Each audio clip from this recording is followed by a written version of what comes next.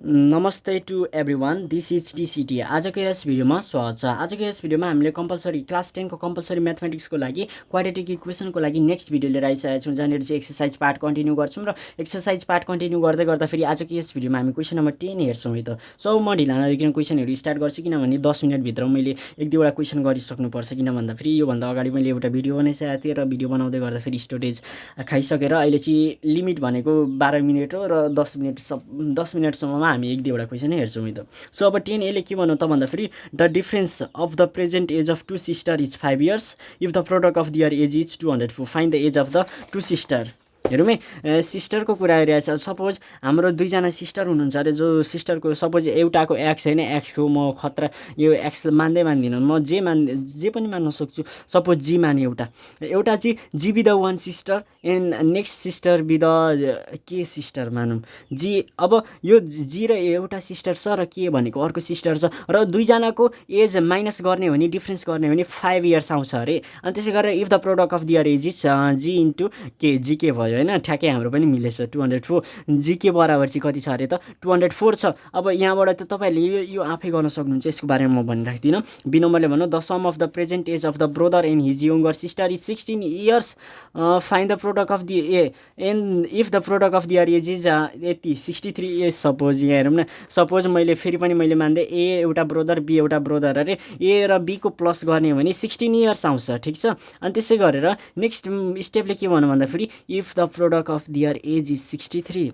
हेरौँ है, if the age, हेरौँ है, तिनीहरूको एजको प्रोडक्ट चाहिँ ए इन्टु बी बराबर चाहिँ 66 कति छ हौ, 66 कति हो 63 छ अरे। अब त्यसो हो भने अब यहाँबाट तपाईँहरूले थाहा छ, मलाई थाहा छ, तपाईँहरूले गर्न सक्नुहुन्छ। A is equals to 16 minus b. यसलाई इक्वेसन 1 मानेर यसलाई इक्वेसन 2 मानेर चाहिँ ए को भ्यालु यहाँ लगेर पुट गर्न के छ र तपाईँहरूले सकिहाल्नुहुन्छ। अब सी नम्बरमा हेरौँ, सुन्यान है, मैले के भनिरहेको छु, Sunyan is 7 years younger than Vishwant. If the product of their age is 144 find their present age. यो चाहिँ अलिकति क्रिएटिभ क्वेसन हो। अब 7 years यङ्गर अरे, सुन्यान चाहिँ 7 years यङ्गर छ देन विश्वान्त भन्न खोजेको। यदि सुन्यान हेरौँ है, यदि हेरौँ सुन्यान इज, यदि सुन्यानको एजलाई एक्स मान्ने हो भने विश्वान्तको एज चाहिँ कति हुन्छ त भन्दाखेरि एक्स माइनस 7 भइदिन्छ क्या। यो कुरा बुझ्नु पऱ्यो। यो कसरी, अब यसको लागि चाहिँ हामी सल्भ गरेर हेर्छौँ। किन भन्दाखेरि मैले अलिकति छिटो फर्ममा भने होला। यो चाहिँ किन भन्दाखेरि मैले रेकर्डिङ गर्नको लागि स्पेस छैन, धेरै मिनटको लागि म रेकर्ड गर्न पाउँदिनँ। सो त्यही भएर चाहिँ अलिकति स्पिड बढाइदिएको। अलिकति यो बुझ्ने कुरा हो, बुझिन्छ पनि होला, कतिको बुझ्यो कमेन्ट चाहिँ हान्नु है त। अब सपोज होइन, खालि सपोज भनिरहेको छु। 10 को सीको लागि हेरौँ। 10 को सीले के भन्नु भन्दाखेरि सुन्यान इज 7 years यङ्गर देन विश्वान्त है, यो कुरा भनौँ। अनि त्यसो भए नेक्स्ट स्टेपले अथवा नेक्स्ट कन्डिसनले के भन्नु त भन्दाखेरि, अथवा नेक्स्ट स्टेटमेन्टले के भन्नु भन्दाखेरि if the product of their age is 144 find their present age भनिरहेछ, प्रेजेन्ट एजेस। अब चाहिँ हामीले चाहिँ के गर्नुपर्छ त, यहाँ त्यस्तो खासै पनि गरिराख्नु पर्दैन क्या। यहाँ मैले भन्ने हो भने सपोज सुन्यानको एज चाहिँ एक्स छ अरे, सुन्यानको एज एक्स छ भने सुन्यान चाहिँ विश्वान्तभन्दा कति वर्ष कान्छो छ अरे, 7 वर्ष भन्न खोजेको। यो चाहिँ अब एक्स माइनस 7 भइदिन्छ क्या। यो एक्स र यो एक्स सेम हो भनेर काट्न मिल्दैन। यो प्रो लेभलको, यो लेभल भनेको प्रो लेभल हो। किन प्रो लेभल भने मैले थाहा छ, किन भन्दाखेरि सबै नुब्डा हिसाबको भनेको, सबैजनाले नुब्डा गर्ने भनेको एक्स र वाइ मान्छन्। एक्स र वाइ मान्दा पनि केही फरक छैन मलाई। एक्स र वाइ त यो त परम्परागत हो, एक्स र वाइ मान्ने त अझै एक्स र वाइ त मान्छन् नै मान्छन्। भनौँ न एउटा भेरिएबल एक्स लियो भने अर्को वाइ भन्न खोजेको। यदि ए लियो भने बी लिन्छन् क्या। भन् जस्तै यहाँनिर चाहिँ यदि हेरौँ है, यदि सुन्यानको एज ए हुने हो भने विश्वान्तको चाहिँ ए माइनस 7 होइन र, यो कुरा बुझौँ न, ए माइनस 7 होइन र भन्न खोजेको। यदि त्यसको एज यति छ भने भनौँ न विश्वान्तको एजमा -7 गर्नु नि यो होइन र। योबाट बुझिँदैन होला, अलिकति डिफिकल्ट हुन्छ, मलाई थाहा छ। यो अलिकति प्रो लेभल हो नि त, सो त्यही भएर अलिकति यताउता हुन्छ। सो यो स्टेपलाई हामी कटा हान्दिउँ। अब तपाईँहरूले बुझ्ने स्टेपमै म गरिदिन्छु, किन भन्दाखेरि किन दिमाग ह्याङ गराइदिइराख्नु होइन। सो त्यही भएर एउटा हेरौँ है, लेट हेरौँ है, म लेट पनि गरिराख्दिनँ, यो तपाईँहरूले गर्ने नै क्वेसन हो। सपोज यहाँनिर के छ त भन्दाखेरि सुन्यान is 7 years younger.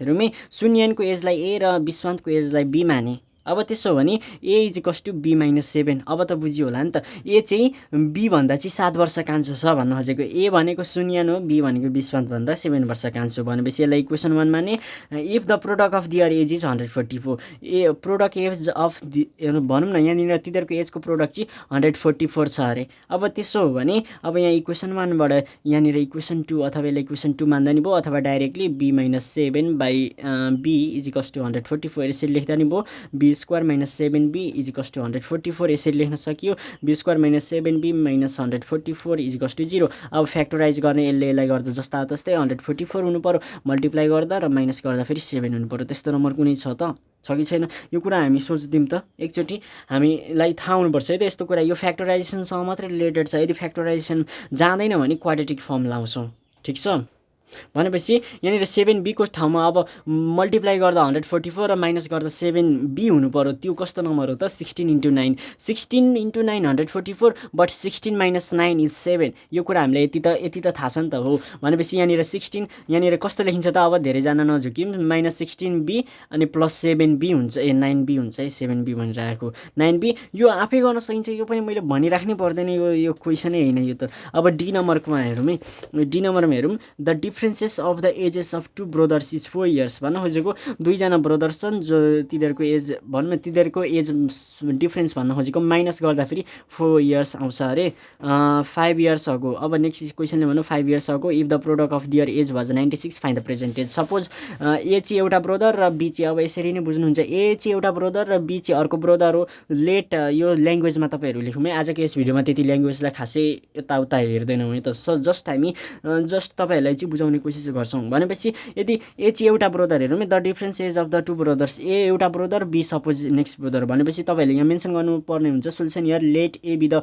First and the B be the second brother then according to the first case second case यसरी मेन्सन गरौँ है त अब ए माइनस बी गरिदिँदा हेरौँ है ए माइनस बी गर्दाखेरि चाहिँ 4 इयर्स आउँछ अरे त्यसै गरेर 5 इयर्स अगो 5 इयर्स अगो अब 5 इयर्स अगो भनेपछि पछाडि ब्याक जाँदाखेरि ए र बी त प्रेजेन्ट एज अफ 2 ब्रदर हो नि त तपाईँहरूले लेट ए र A and B be the present age of 2 brothers भनेर यसरी नि मेन्सन गर्न सक्नुहुन्छ अब ए भन्दा 5 वर्ष अब अगाडि जाँदा त ए - 5 हुन्छ नि त 5 वर्ष अगाडि गयौँ ठिक छ इफ द प्रोडक्ट हेरौँ है 5 इयर्स अगो ए - 5 अनि बी - 5 रह्यो हेरौँ है यो दुईटाको product of their age was 96 यो भन्न खोजेको या सिम्पली यो कुरा बुझ्नु पर्यो यताउता मल्टिप्लाई गर्ने क्वाड्रेटिक फर्म लाउने के यदि क्वाड्रेटिक फर्म चाहिँ कतिखेर लाउने फ्याक्टराइजेसन पोसिबल भएन भने र फ्याक्टराइजेसन यो क्वेसनहरूमा मलाई लाग्छ यो सबै पोसिबल छ फ्याक्टराइजेसन सो यसलाई चाहिँ अब मल्टिप्लाई यताउता गर्ने काहीँ न काहीँ अनि यहाँबाट चाहिँ ए इज इक्वल्स टु 4 + b भन्ने एउटा इक्वेसन निकाल्ने र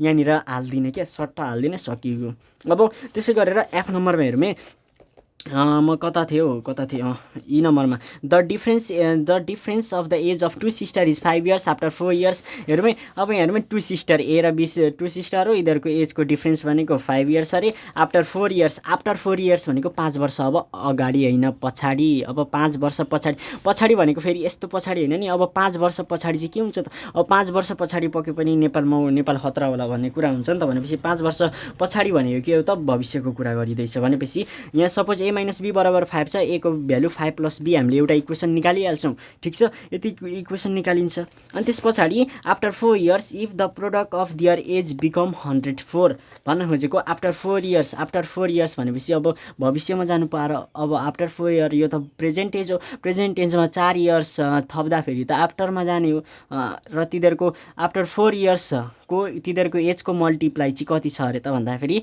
104 छ अरे अब 104 हुँदै गर्दा फेरि यसलाई मल्टिप्लाई गरिदिने ए को भ्यालु इक्वेसन 1 बाट पुट गर्ने अनि फ्याक्टराइजेसन आफै गर्ने त यो क्वेसन मैले त्यति खासै गरिराख्नु पर्दैन लगभग 9 मिनट पनि भइसकेछ अब यहाँ हेरौँ त्यसै गरेर एफ नम्बर हेरियो कि कुन नम्बर हेरियो अब हेरौँ एफ नम्बरदेखि यताको क्वेसनहरू चाहिँ लगभग खतरै होला नि हैन अब हेरौँ the difference of the age of a sister and her younger brother is 6 years the numerical value of the product of their age is equal 4 times the sum of their ages find the present age of the हो यो यहाँदेखि यताको question चाहिँ अलिकति pro question आएछ नुब्रा क्वेसनहरूलाई हामीले आज त्यस्तो खासै गरिनौँ सो आजको यस भिडियोमा हामी यति नै गर्छौँ र हाम्रो भनौँ न स्टोरेज पनि फुल हुनै लागिसकेको छ so that's all for today's video र नेक्स्ट भिडियोहरूमा अथवा भिडियो अब हामी आजै पनि पोस्ट गर्न सक्यौँ यो अपलोड गरिसके पछाडि पछाडि डिलिट हानेर फेरि स्टोरेज खाली बनाएर हामी अपलोड गर्न नि सकिन्छ हैन भने हाम्रो नेक्स्ट डेमा चाहिँ हाम्रो भिडियो आउँछ है त so that's all for today's video and thanks for watching र कस्तो लाग्यो प्रतिक्रिया दिन नबिर्सिने है त ठीक छ